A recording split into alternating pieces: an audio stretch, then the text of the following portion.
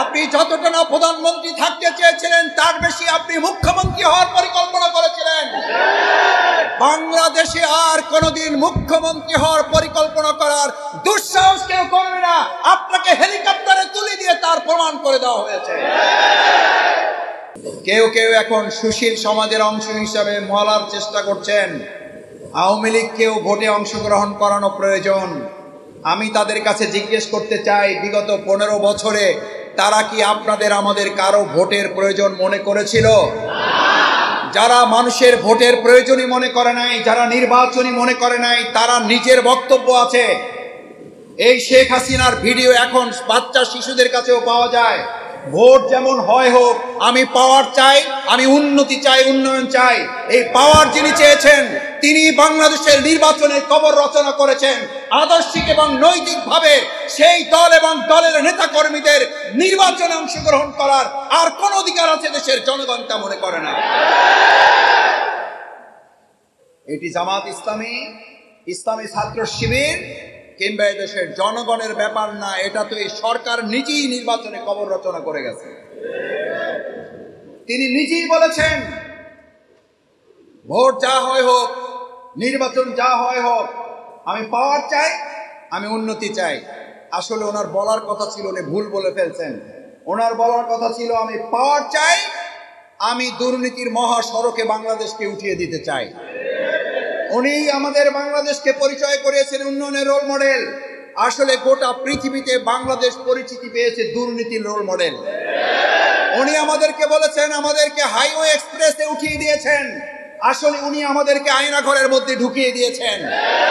কারণ ওনার ব্যাপারে ছাত্র সংগঠন থাকতে আমরা একটা কথা শুনতাম, আওয়ামী লীগ হচ্ছে সেই দল যা করবে তা বলবে না, যা বলবে তা করবে না। এই দলের নাম হচ্ছে আওয়ামী লীগ। সুতরাং বিগত 15 বছরে যা তারা করেছে, যা তারা বলেছে, যা বলেছে তার উল্টাটা করেছে, আর যা তা করার কথা ছিল তার বিপরীতটা তারা বলে এই গোটা বাংলাদেশের 18 কোটি মানুষকে তারা বিভ্রান্ত করেছে। সম্মানিত ভাই এবং বন্ধুগণ, বাংলাদেশ জামাত ইসলামী কি আমরা শুধু সমালোচনা করে টাইম পাস করতে চাই? বাংলাদেশ জামাত ইসলামী পরিষ্কার করে বলতে চাই, তাহলে আমরা কি চাই? আমরা দেশের সাধারণ ছাত্র জনতা 2024 সালের 5ই আগস্ট যে স্লোগান চলেছিল, তারাই তো স্লোগান ছিল রাষ্ট্রের মেরামত করতে চাই। রাষ্ট্রের সংস্কার শুধু কোটা সংস্কার নয়, তারা কোটা সংস্কারের জন্য 9 দফা দাবি দিয়েছিল। এই 9 দফা দাবি দিতে গিয়ে তাদের কাছে মনে হয়েছে এই 9 দফা দাবির যদি প্রত্যেকটাও বাস্তবায়ন করা হয়, তাহলে বাস্তবায়ন প্রক্রিয়ার সাথে যারা জড়িত তারা দুর্নীতির এমন রোল মডেল স্থাপন করেছে যে এটা আজকে আন্দোলন শেষ হয়ে গেলে কালকে আবার আমাদেরকে আন্দোলনে নামতে হবে, আবার আমাদের জীবন দিতে হবে, আবার আমাদেরকে রক্ত দিতে হবে।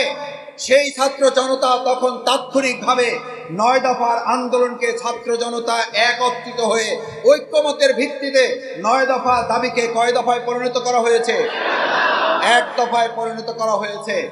1 দফার পরিবর্তনটা কেন প্রয়োজন হলো? প্রয়োজন হলো এই কারণে, একটা রাষ্ট্র শক্তি যার হাতে থাকে, যিনি ডিক্লেয়ার করেছেন আমি পাওয়ার চাই এবং এই পাওয়ার দিয়ে আমি দেশ পরিচালনা করব আমি আমার মতো করে।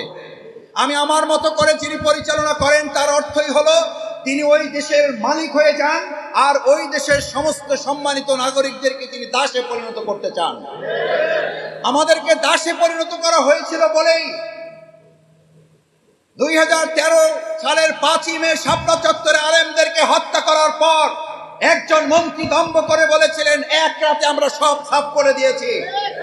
আর সেই দেশের তৎকালীন নবনির্বাচিত নয়, মানুষের ভোট ছাড়া ভোটবিহীন নির্বাচনের প্রধানমন্ত্রী বলেছিলেন কিছু সংখ্যক আলেমরা সেদিন রক্ত মেখে শাপলা চত্বরে পড়েছিল। আমরা ধিক্কার জানাই, ওই আলেমদের হত্যার বিচারের আসামি করে আপনাকে খুনের আসামি করে হবে। এখন অক্টোবর মাস চলছে, আপনাদের সকলে জানার কথা, উনি মাঝে মধ্যে জিজ্ঞেস করতেন এত উন্নতি করি, মানুষের এত সুখ শান্তির জন্য ঘুম নাই, খাওয়া নাই, গোসল নাই, আপনাকে ঘুমাতে কে নিষেধ করছে? আপনাকে খাইতে কে নিষেধ করছে? আমরা তো দেখতাম আপনি খুব রান্না বান্না করেন, সেটাও ভিডিওতে ভাইরাল হয়। আপনি খাওয়ার সময় পান না, কিন্তু আপনি কুমড়ার রেসিপি দিতে তো আপনার ভুল করেন নাই। আপনি রান্না করার সময় পান না, কিন্তু বেগুন দিয়ে যে আপনি সব বানাইতে হবে তার পরিবর্তে যে আপনি আমাদেরকে রেসিপি দিয়েছিলেন সেটাও তো এই জাতি ভুলে নাই। সুতরাং আপনি রান্না খাওয়া সময় পান না কথাটা সত্য নয় আপনার কাজের কারণেই। প্রকৃতপক্ষে আপনি রান্না বান্না খাওয়া সব ভুলে গিয়ে দেশ এবং জাতির কল্যাণে যে কাজ করার চিন্তা করেছিলেন, প্রকৃতপক্ষে আপনি আসলে এই দেশটাকে অন্য একটা দেশের হাতে তুলে দেওয়ার চক্রান্ত করেছিলেন। আপনি যতটা না প্রধানমন্ত্রী থাকতে চেয়েছিলেন তার বেশি আপনি মুখ্যমন্ত্রী হওয়ার পরিকল্পনা করেছিলেন। বাংলাদেশে আর কোনোদিন মুখ্যমন্ত্রী হওয়ার পরিকল্পনা করার দুঃসাহস কেউ করবে না। আপনাকে হেলিকপ্টারে তুলে দিয়ে তার প্রমাণ করে দেওয়া হয়েছে।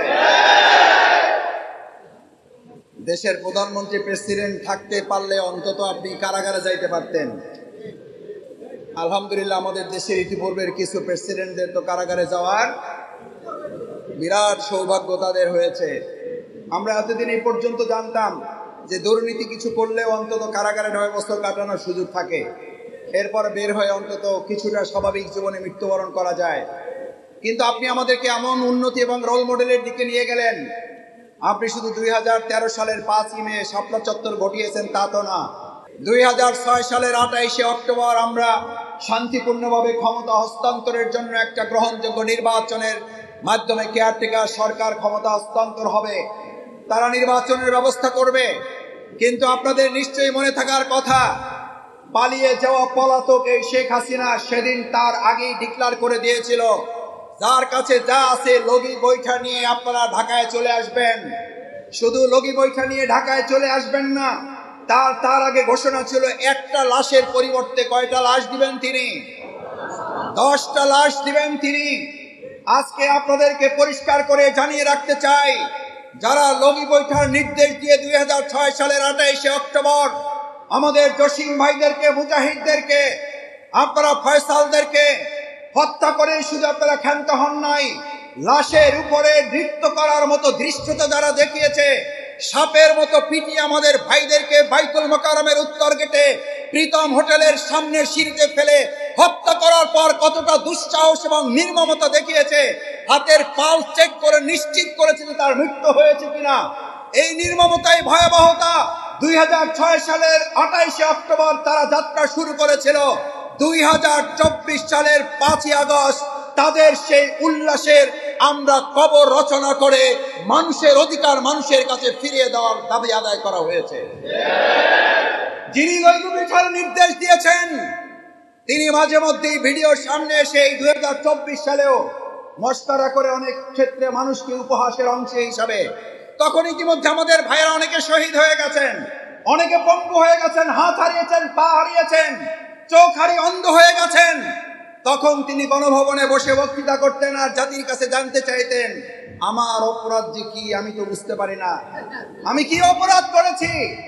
আরে মিয়া, আপনি তো অপরাধ 2006 সালের 28শে অক্টোবর লগি বৈঠার নির্দেশ দিয়ে আমাদের ভাইদেরকে নির্মমভাবে হত্যা করে সেদিনই আপনি খুনের আসামি হয়েছেন। আপনি 2009 সালের 25 এবং 26শে ফেব্রুয়ারি বিডিআরদের মধ্যে সবচেয়ে সৎ, দক্ষ, যোগ্য, মেধাবী 57 জন অফিসারকে হত্যা করে বাংলাদেশকে মেধাহীন একটা রাষ্ট্রে আপনি পরিণত করতে চেয়েছিলেন। আপনি মেধাহীন রাষ্ট্র পরিণত করতে চেয়েছিলেন এই জন্য বাংলাদেশের সীমান্ত দুর্বল হয়ে গেলে আপনার পছন্দের একটা পার্শ্ববর্তী আধিপত্যবাদ যেন বাংলাদেশের উপর ক্ষমতাগিরি করতে পারে তার অংশ হিসাবে সেদিন সৎ, দক্ষ, যোগ্য, মেধাবীদেরকে হত্যা করে মেধাহীন একটা রাষ্ট্র আপনি প্রতিষ্ঠা করতে চেয়েছিলেন। আপনাকে পরিষ্কার জানিয়ে দিতে চাই, বাংলাদেশ জামাত ইসলামীর নেতৃবৃন্দ, শহীদ নিজামী, শহীদ মুজাহিদ, শহীদ বীর কাসেম আলী মিন্টু, আমরা বাংলাদেশের মেধার খাটিয়ে মেধা রাজত্ব তৈরি করার জন্য স্বাস্থ্য সেবায় মানুষের মধ্যে অগ্রনায়কের ভূমিকা পালন করেছে জামাত ইসলামী। ব্যাংকিং খাতে অগ্রনায়কের ভূমিকা পালন করেছে বাংলাদেশ জামাত ইসলামী। শিক্ষা খাতে অগ্রনায়কের ভূমিকা পালন করেছে বাংলাদেশ জামাত ইসলামী। আমরা সৃষ্টি করেছি, আপনি বিগত 15 বছরে আমাদের সমস্ত সৃষ্টিগুলো ধ্বংস করে পার্শ্ববর্তী একটা রাষ্ট্রের আধিপত্য তৈরি করার অপচেষ্টা চালিয়েছেন। আপনাকে ভালো করে মনে রাখতে হবে, আমাদের ব্যাংক যারা তৈরি করেছেন তাদের একজন ব্যক্তিকে আপনি শহীদ করেছেন। ব্যক্তি শহীদ বীর কাসেম আলীরা মরে যায়, কিন্তু ব্যক্তি শহীদ বীর কাসেম আলীর যে আদর্শের লালন করে তারা তার পরিবর্তে আরো কয়েক লক্ষ বীর কাসেম আলী তৈরি করে রেখে যায়। এই স্টেজে এক সময় বসে থাকতো আমির জামাত নিজামী ভাই, এই স্টেজে বসে থাকতো আলী হাসান মোহাম্মদ মুজাহিদ। আজকে শেখ হাসিনা তার দোসররা যারা এখনো দেশে আছো, দেখে যাও নিজামীর অনুসারী তৈরি হয়ে এই মঞ্চগুলো এখনো আমরা আলোচিত করে রাখতে সক্ষম হয়েছে। জামাত ইসলামীর নেতাদেরকে হত্যা করা যায়, আমাদেরকে শহীদ করা যায়, আমাদের আদর্শ তার বিপরীতে কয়েক গুণ গতিতে সামনে এগিয়ে যায়। আমাদের স্বাস্থ্য সেবা খাতকে ধ্বংস করার সমস্ত আয়োজন সম্পন্ন করা হয়েছে। আমরা বারবার বলেছি জামাতের সাথে রাজনৈতিকভাবে মোকাবেলা করুন, আমাদের সাথে রাজনৈতিকভাবে মোকাবেলা না করে সন্ত্রাসী জঙ্গি কায়দায় আমাদের সাথে তারা মোকাবেলা করার চেষ্টা করেছিল। আর আমরা বলেছিলাম আমরা জীবন দেব, আমরা শহীদ হব, আমরা আমাদের জনগণের দাবি আদায়ের লক্ষ্যে তাদের পাশে থেকে জেল জুলুম নির্যাতন হামলা মামলা রিমান্ড হাসি মুখে পালন করব। কিন্তু আমরা আমাদের জালিম ফ্যাসিস্টদের কাছে এক সেকেন্ডের জন্য নতি স্বীকার আমরা করি নাই, করছি না। ভবিষ্যতে যারা চোখ রাঙাচ্ছেন অবশ্যই সাবধানে চোখ রাখাবেন। জামাত ইসলামী উড়ে আসা জুড়ে করে সংগঠন নয়, আমরা লড়াই করে বড় হয়েছি, লড়াই করেই চলবে আমাদের সামনের জীবন।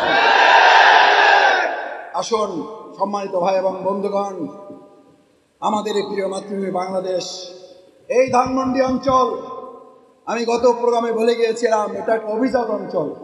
বিগত 15.5 বছরে এই অঞ্চলটাকে পরিণত করা হয়েছে একটা সশস্ত্র অঞ্চল হিসেবে। এই অঞ্চলটাকে পরিণত করা হয়েছে হেলমেট বাহিনী আর হাতুড়ি লীগের অঞ্চল হিসাবে। এখান থেকে ছাত্রদের হেলমেট এবং হাতুড়ি দিয়ে আন্দোলন দমানোর জন্য সরাসরি গুলির নির্দেশ এসেছে ধানমন্ডি থেকে।